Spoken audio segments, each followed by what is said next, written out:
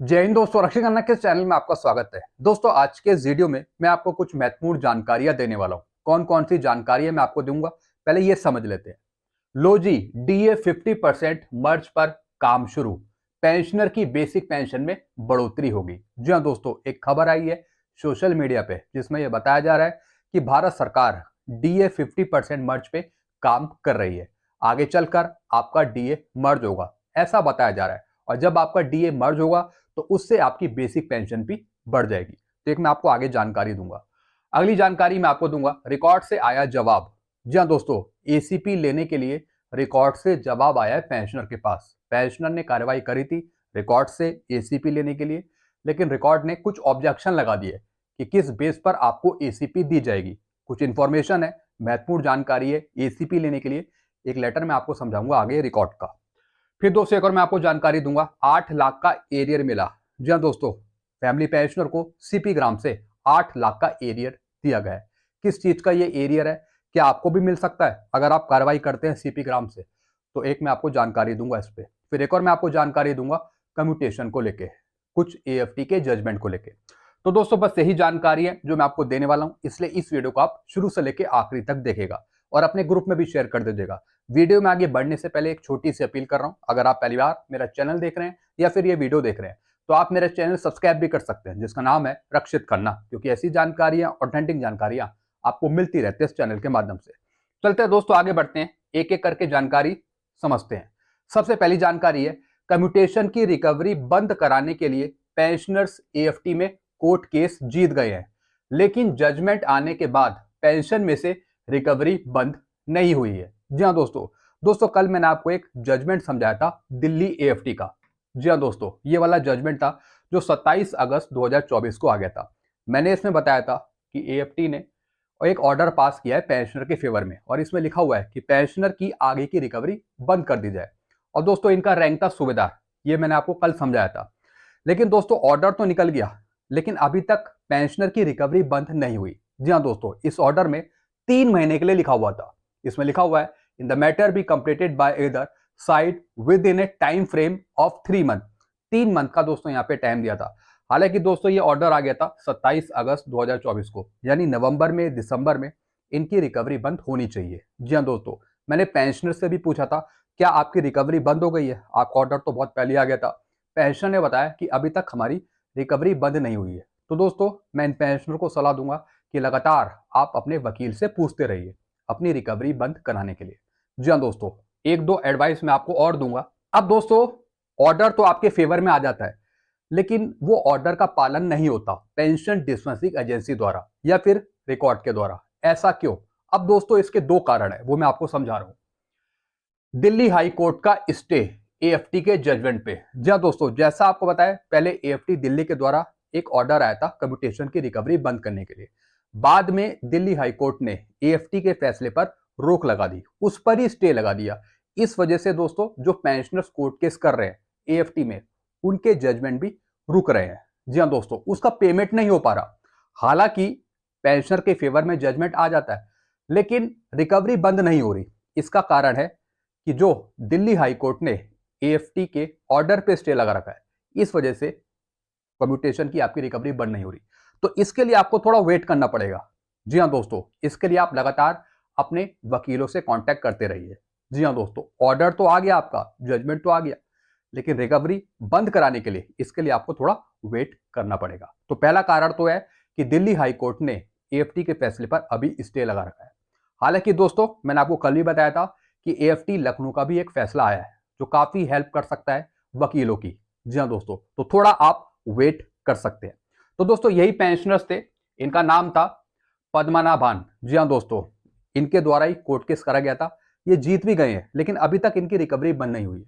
May be कुछ महीने बाद इनकी रिकवरी बंद हो जाए। जी हाँ दोस्तों, फिर दोस्तों दूसरा कारण क्या है जिसकी वजह से जजमेंट आपके फेवर में आता है लेकिन वो जजमेंट लागू नहीं हो पाता? दूसरा कारण है दोस्तों उसका, लीगल नोटिस देना कोर्ट में आदेश ना मानने पर। जी हाँ दोस्तों, कई बार जजमेंट आपके फेवर में आता है लेकिन आप दोबारा कंप्लेन नहीं डालते, लीगल नोटिस नहीं डालते अपने वकील के द्वारा। तो दोस्तों अगर जजमेंट आपके फेवर में आया है, अगर उसका भुगतान नहीं हुआ है या फिर आपकी रिकवरी बंद नहीं हुई है, तो इसके लिए आपको एक लीगल नोटिस डालना पड़ता है, वो आपका वकील डालता है, या फिर आप उसे बोलते हैं कॉन्टेम्प्ट ऑफ कोर्ट। जी हाँ दोस्तों, एक और मिसलेनियस फाइल करी जाती है कोर्ट में, उसके बाद दोस्तों उसका पेमेंट हो पाता है या फिर रिकवरी बंद होती है। तो दोस्तों या तो आप लीगल नोटिस डालिए, दूसरी मिसलेनियस एप्लीकेशन डालिए अपने वकील के थ्रू, या फिर आप थोड़ा वेट कर सकते हैं। चलते हैं दोस्तों अगली जानकारी की तरफ। रिकॉर्ड से आया जवाब पेंशनर को एसीपी के लिए सर्विस के दौरान बहुत सारी पनिशमेंट थी, इसलिए एसीपी नहीं मिलेगी। जी हाँ दोस्तों, सबसे पहले मैं आपको पेंशनर की एप्लीकेशन दिखा रहा हूं जो पेंशनर ने रिकॉर्ड को भेजी थी। दोस्तों ये थे मद्रास रेजिमेंट के, इन्होंने रिकॉर्ड को लिखा कि मुझे एसीपी दी जाए। मैं 2006 से पहले का हूं, मैं 7 अगस्त 2003 से 31/12/2005 के बीच में आया था। दोस्तों ये पेंशनर रिटायर हुए थे 31 अगस्त 2003 को। जी हाँ दोस्तों, ये सिपाही थे, नायक थे, इनकी सर्विस 20 साल से ऊपर थी। तो दोस्तों ये पेंशन मांग रहे थे एसीपी हवलदार की। तो दोस्तों रिकॉर्ड ने यहाँ पे जवाब दिया है, आप यहाँ पे जवाब देख रहे हैं, मद्रास रेजिमेंट ने 26 नवंबर 2024 का ये जवाब है। अब दोस्तों रिकॉर्ड ने यहाँ पे क्या क्या चीजें लिखी हुई है। जी हाँ दोस्तों, अगर आप इसके अंतर्गत आते हैं तो आपको एसीपी नहीं मिलेगी। जी हाँ दोस्तों, जिस तरीके से एमएसीपी आपको नहीं मिलती पनिशमेंट के कारण, उसी तरीके से एसीपी आपको नहीं मिलती कुछ पनिशमेंट के कारण। तो पनिशमेंट आपकी नहीं होनी चाहिए। आप एसीपी लेना चाहते हैं या फिर एमएसीपी आप लेना चाहते हैं, पनिशमेंट या फिर red ink entry, black ink entry आपकी नहीं होनी चाहिए, तभी आपको एसीपी एमएसीपी दी जाती है। तो दोस्तों क्या जवाब आया रिकॉर्ड का, पहले हम ये समझते हैं। दोस्तों इन पेंशनर ने सीपी ग्राम के थ्रू कंप्लेंट डाली थी, जिसका जवाब आया है, on scrutiny of your service document held with the office the following has been noticed and the same is being communicated to you in the succeeding paras। जी हाँ दोस्तों, अब दोस्तों यहाँ पे क्या क्या चीजें बताई है। सबसे पहले है, इन्होंने बताया कि पेंशनर इनरोल हुए थे 26 नवंबर 1982 को और डिस्चार्ज हो गए 31 अगस्त 2003 को। एसीपी लेने के लिए ये एलिजिबल हैं। जी हाँ दोस्तों, एसीपी लेने के लिए एलिजिबल है, लेकिन इनको मिलेगी नहीं, क्योंकि दोस्तों बहुत सारी इनकी पनिशमेंट है। अब रिकॉर्ड ने यहाँ पे पनिशमेंट गिना दी पेंशनर को कि भैया आपकी ये पनिशमेंट है, इस वजह से आपको एसीपी नहीं मिल पाएगी। अब दोस्तों कौन कौन सी पनिशमेंट है ये जानना बहुत जरूरी है, ताकि दोस्तों अगर आप कंप्लेंट डालते हैं तो पहले कंप्लेंट डालने से पहले आपको पता हो कि वो आपकी कंप्लेंट सक्सेसफुल होगी या नहीं होगी। अब दोस्तों रिकॉर्ड ने यहाँ पे क्या लिखा है, the following disciplinary action have been initiated against you under a section mention against. जी हाँ दोस्तों, अब क्या क्या कंप्लेन है वो हम जानते हैं, क्या क्या पनिशमेंट है। सेवेरे रेप्रीमेंट रिटायर्ड एंड 14 days पे fine black entry under a section 39B on 21 मार्च 2001। अब दोस्तों इसका मतलब है कि सर्विस के दौरान इनको कड़ी फटकार लगाई थी, कड़ी फटकार इनकी लगी थी। तो एक तो ये पनिशमेंट है, और 14 days पे फाइन, जिसके चलते 14 दिन का इनको पे फाइन करा गया। और दोस्तों ये आता है यहाँ पे ब्लैक इंक एंट्री में। फिर दोस्तों दूसरा क्या हुआ, 14 days पे fine black under a section 39B on 13 मई 2002। फिर दोस्तों 13 मई 2002 को फिर दोस्तों इनका 14 दिन का पे फाइन हुआ, यानी ब्लैक इंक एंट्री हुई। यानी पहले 21 मार्च 2001 में इनका पे फाइन हुआ, फिर दोस्तों 2002 में भी 14 दिन का पे फाइन हुआ। एक तरीके की दोस्तों ये ब्लैक इंक एंट्री है। फिर दोस्तों क्या हुआ, reduce to the rank by SCM. फिर दोस्तों इनका रैंक रिड्यूस कर दिया गया, इनका रैंक घटा दिया गया, ये भी एक तरीके की पनिशमेंट है।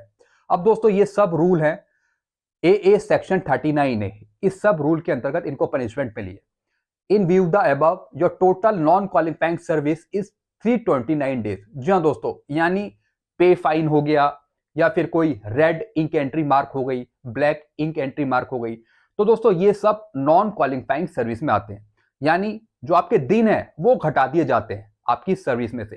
तो एक तरीके की दोस्तों ये पनिशमेंट है आपकी, जिसकी वजह से आपको एमएससीपी एसीपी नहीं मिलती। तो यही यहाँ पे रिकॉर्ड ने बताया। अब दोस्तों क्या क्या कंडीशन और बताई है रिकॉर्ड ने, वो भी हम समझ लेते हैं। हैंस एज पर army headquarter letter number dated 10 October 1997, army headquarter का लेटर नंबर इतना और डेट 10 अक्टूबर 1997 के अंतर्गत grant of ACP, no punishment should be awarded to an individual during his entire service as given below. जब आप service में हो तो कोई आपकी पनिशमेंट नहीं होनी चाहिए। अगर आपको एसीपी चाहिए या फिर एमएसीपी चाहिए, एंटायर सर्विस के दौरान आपकी कोई पनिशमेंट नहीं होगी, तभी आपको रिकॉर्ड एसीपी देगा, आपका पार्ट 2 ऑर्डर करेगा। अब दोस्तों रिकॉर्ड ने यहाँ पे 3 कंडीशन लिखी है। ये जो 3 कंडीशन है, अगर आप इसे फुलफिल करते हैं तो आपको एसीपी नहीं मिलेगी। ये 3 कंडीशन आपकी नहीं होनी चाहिए ड्यूरिंग सर्विस के दौरान। Not more than 3 red ink entry in the entire service. जी हाँ दोस्तों, 3 से ज्यादा आपकी रेड इंक एंट्री नहीं होनी चाहिए सर्विस के दौरान। फिर दोस्तों, not more than 1 red ink entry in last 5 year. पिछले 5 सालों में आपकी एक से ज्यादा रेड इंक एंट्री नहीं होनी चाहिए। फिर दोस्तों तीसरा, no red ink entry in last 1 year, या फिर लास्ट 1 साल में आपकी कोई रेड इंक एंट्री नहीं होनी चाहिए। अगर दोस्तों आपकी रेड इंक एंट्री मार्क हो जाती है, ब्लैक इंक एंट्री मार्क हो जाती है, तो फिर आपको एसीपी नहीं मिल पाएगी। जी हाँ दोस्तों, यानी पनिशमेंट में ये सारी चीजें आती हैं, कोई पनिशमेंट आपकी नहीं होनी चाहिए। तो दोस्तों इस केस में इनको एसीपी नहीं मिल पाएगी। बिल्कुल दोस्तों, हालांकि फिर भी हम कोशिश कर रहे हैं कि किसी तरह इनको एसीपी मिल पाए, हम अपनी तरफ से कोशिश करेंगे। लेकिन दोस्तों लास्ट में रिकॉर्ड यहां पे मना कर रहा है कि आपको एसीपी नहीं मिल पाएगी क्योंकि आपकी पनिशमेंट है। और दोस्तों साथ ही साथ इनकी रेड इंक एंट्री और ब्लैक इंक एंट्री भी मार्क है। यानी टोटल अगर हम इनकी नॉन क्वालिफाइंग सर्विस देखें तो दोस्तों 329 दिन है, 329 डेज। हालांकि इनकी क्वालिफाइंग सर्विस 20 साल से ऊपर हो रही है, लेकिन एंटायर द सर्विस काफी पनिशमेंट है इनकी। जी हाँ दोस्तों, इस वजह से ये एसीपी के लिए एलिजिबल नहीं है।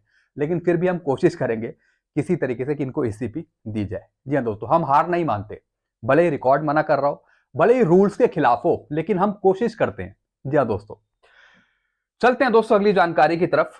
फिर दोस्तों अगली जानकारी है सीपी ग्राम को लेकर। सीपी ग्राम से मिला हक, 6 साल बाद ग्रेजुएटी का पैसा मिला, कितना?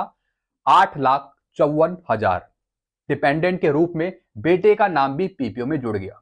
अब दोस्तों ऐसे बहुत से केस रहते हैं जिसमें बेटों के नाम, बेटी के नाम कई बार पीपीओ में नहीं होते, पेंशनर्स परेशान हो जाते हैं, वाइफ परेशान हो जाती है। लेकिन दोस्तों अगर आप सीपी ग्राम का सहारा लेते हैं, सीपी ग्राम में शिकायत डालते हैं, तो आपका बेटे का नाम, बेटी का नाम भी ऐड हो जाता है। जी हाँ दोस्तों, ऐसे दोस्तों एक फैमिली पेंशनर थे, एक बेटा था जिसका नाम पीपीओ में ऐड नहीं था।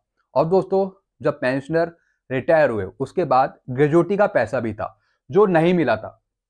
तो दोस्तों जब इन्होंने सीपी ग्राम में शिकायत डाली, बल्कि फैमिली पेंशनर थे, जब सीपी ग्राम में इन्होंने शिकायत डाली तो दोस्तों पूरा बकाया यानी 6 साल बाद 8,54,000 इनको दे दिए गए। जी हाँ दोस्तों, यानी सीपी ग्राम में अगर आप शिकायत डालते हैं तो जितनी भी आपकी पुरानी शिकायतें जो आपको पेमेंट नहीं हुआ, चाहे वो डीसीआरजी का हो, लीव इनकैशमेंट का हो, चाहे कम्यूटेशन का हो, जो भी आपकी कोई दिक्कत हो पेंशन से जुड़ी, वो सब दूर हो जाती है अगर आप सीपी ग्राम में शिकायत डालते हैं।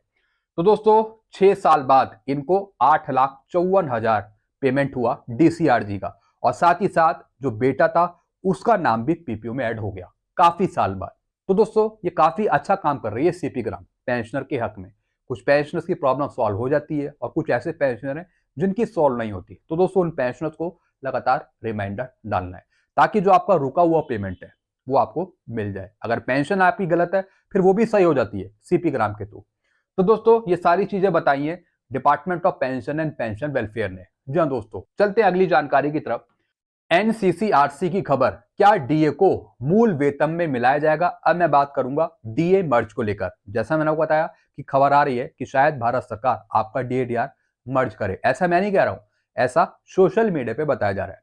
अब दोस्तों एक खबर आई है जिसमें बताया गया है कि भारत सरकार इस पर चर्चा कर रही है कि आपका डीए आगे मर्ज हो सकता है। अब दोस्तों मैं आपको एक इंफॉर्मेशन दिखा रहा हूं जहां से खबर आई है, आप एक बार इसे सही से समझ लीजिए। जी हाँ दोस्तों, ये खबर आई है 7वां वेतन आयोग, क्या डीए को मूल वेतन में मिलाया जाएगा? सरकार ने दिया स्पष्ट जवाब। जी हाँ दोस्तों, जैसा आपको पता है 5th सीपीसी में आपका डीए मर्ज हुआ था, 5th सीपीसी में। 6th सीपीसी में आपका डीए मर्ज नहीं हुआ था। लेकिन दोस्तों कुछ अंदाजा लगाया जा रहा है कि भारत सरकार आगे चलकर आपका डीए मर्ज करे, ऐसा सोशल मीडिया पे बताया जा रहा है। लेकिन दोस्तों जैसा आपको पता है कि जब 53% डीए अनाउंस हुआ था, जब 53% डीए अनाउंस हुआ था तो मीडिया ने पूछा था किससे? सूचना और प्रसारण मंत्री अश्विनी वैष्णव जी से, क्या डीए मर्ज होगा आगे? कुछ ऐसी प्लानिंग है भारत सरकार की डीए मर्ज करने की, क्योंकि डीए 53% हो गया है तो क्या 50% को मर्ज किया जा सकता है आगे, ऐसा मीडिया में पूछा था। तो दोस्तों जो सूचना और प्रसारण मंत्री अश्विनी वैष्णव जी है उन्होंने बताया था कि इसकी जानकारी फिलहाल उनको नहीं है, ऐसा उन्होंने बताया था। लेकिन दोस्तों यहां पर भी ये बताया जा रहा है कि सरकार इस पर चर्चा कर रही है, सरकार इस पर चर्चा कर रही है, और जैसी वो चर्चा पूरी होगी तो सरकार आगे चलकर आपका डीडीआर मर्ज करेगी, ऐसा दोस्तों बताया जा रहा है सोशल मीडिया पे। लेकिन दोस्तों अगर आप मेरे अनुसार माने तो अभी फिलहाल आपका डीए मर्ज नहीं होगा, अभी फिलहाल मर्ज नहीं होगा। और जहां तक मुझे लगता है कि भारत सरकार आगे 8वां वेतन आयोग लाए, उसके बाद आपका डीए 0% कर दे, तो इस तरीके से भारत सरकार की संभावनाएं बन सकती है। हालांकि पहले देखा जाएगा कि 8 सीपीसी पर भारत सरकार क्या कर रही है, 8वें वेतन आयोग पे। ये कह रहे हैं कि सरकार अभी इस पर चर्चा कर रही है डीए मर्ज को लेकर। दोस्तों सोशल मीडिया की खबर है, देखेंगे क्या होता है आगे, ये तो सब आगे टाइम बताएगा। तो दोस्तों बस यही जानकारी थी जो मैंने आपको समझाई है। आई होप सारी जानकारी आप अच्छे से समझ होंगे। वीडियो आपको अच्छा लगता है वीडियो को लाइक करें, उस चैनल को आप सब्सक्राइब कर सकते हैं। आपको और कुछ पूछना हो तो आप नीचे भी कमेंट कर सकते हैं इसके रिगार्डिंग। वीडियो में ये खत्म करता हूँ, चैनल को आप सब्सक्राइब करिए और वीडियो को आप शेयर करना मत भूलेगा। Thank you so much.